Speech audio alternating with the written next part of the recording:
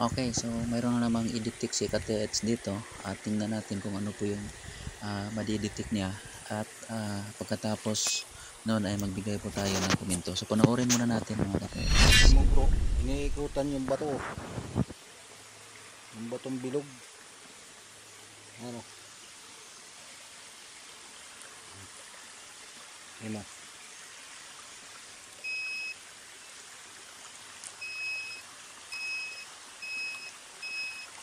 Ano?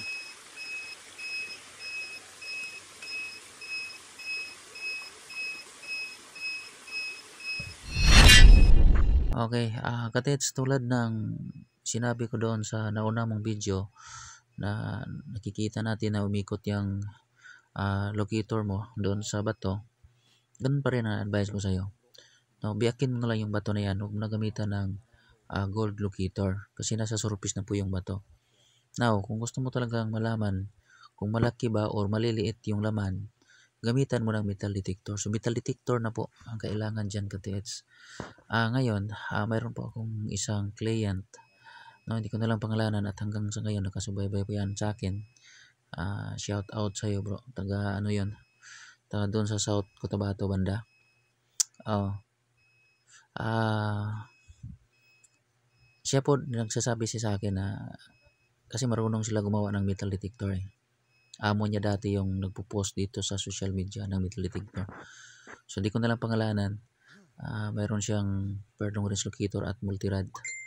Ngayon, yung mga gano'n na ganyang gadget na electronics KTH ay tatapatin na po kita at ito po ay hindi paninira kundi ikaw po ay tatapatin ko na ang principle niyan ay just like pinpointer lang po. CM lang ang kakayahan. Now, sa magnetic, medyo malakas siya siguro dahil nga ang una niyan, ang lumabas niyan na unang ganyan, EKS, ang original niyan ay para sa mga gold nuggets. Okay, so mas maganda Kateds na kabisaduhin mo yung locator mo, no? Kasi may locator na umiikot kahit sa mga minerals at walang gold deposit. Kasi nga nakadesign siya para sa mga maliit na ginto. So ang problema ngayon, kahit hindi ginto ay iniikutan niya. So try mo yang i-on at i-diin dyan sa bato kung tutunog ba siya. Kung hindi siya tutunog, ibig sabihin walang laman na gold yung bato na yan. Kasi nga according doon sa isang client ko na yan po ay halos mga ang kinabit dyan ay magkasing halintulad lang ang principle doon sa mga pinpointer.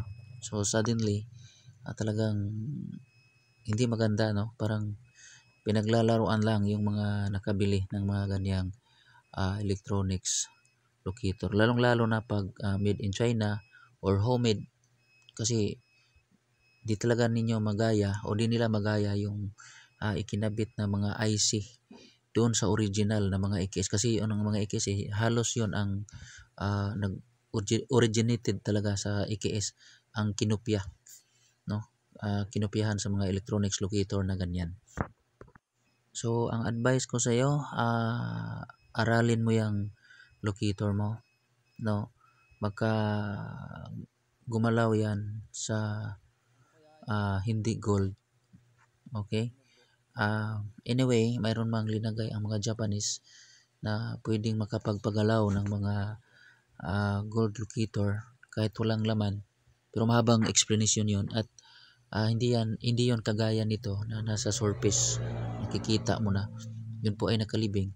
Sige lang, maglabas ako ng video tungkol dyan at ipapakita ko sa inyo yung mga bagay na ginawa nilang kumbaga nag-a-adapt ng frequency receiver.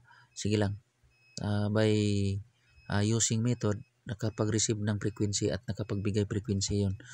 Pero may pero, no? So saka ko na lang yun i-explain. So sa ngayon, aralin mo muna yung locator mo. And then yung bato, bilog siya, biyakin mo na. Huwag mo nang iasa dyan. Wala kang metal detector, nasa surface yung bato, idiinan mo sa locator mo.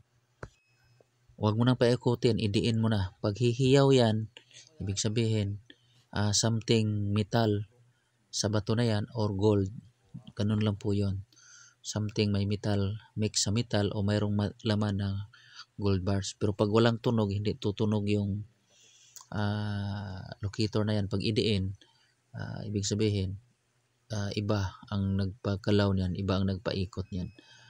Okay, so sana po ay naliwanagan po kayo. Pero, huwag nyo yung itapon ha. Pag halimbawa, walang laman yung bato, huwag mo itapon yung locator mo.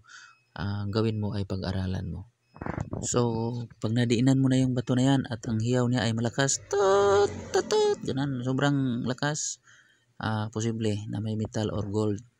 Pag mahina, posibleng minerals po. Okay? So, pag minerals, pag ganun, pag biyak mo sa bato, ay wala kang makikitang ginto. At pag ganun din, ay posible na yung nagbigay ng mahinang tunog na minerals, ay yun din ang nagpagalaw ng malakas sa hawak mong electronics locator. Okay, so hanggang dito na lang po, Kati-Eds. Maraming salamat. Bye-bye and God bless.